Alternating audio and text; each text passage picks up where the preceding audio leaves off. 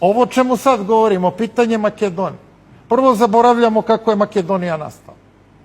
Zaboravljamo, jer za nas istorija počinje 41. Da ne kažem 45. Dakle, ne znamo kako je nastala. Nemoj ja da vas podsjećam na to. Drugo, pošto je to jedna slaba i veštačka tvorevina, naravno da je podložna ovakvim iskušenjima.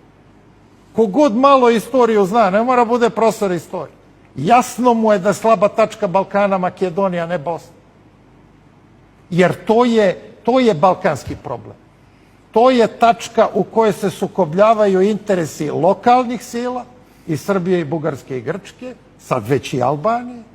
Jedna slaba veštačka tvorevina. Pa Makedonce je propisao Tito. Kakva je to nacija? Nije nikakva nacija. Nemoj se šalimo. Dakle, propisao Tito, izmislio im jezik, izmislio im crkvu, izmislio im identitet.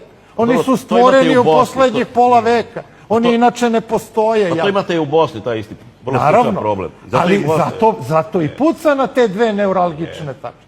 Samo što je tamo identitet povezan sa verskim, a u Makedoniji čak nije ni to, nego je morala veštački na silu da bude odvojena crkva, da bude proglašena makedonska crkva. Sve to može biti tačno što ste rekli. Dakle, čitav jedan eksperiment je napravljen od teritorije koju je u Balkanskim ratovima osvojila Srbija.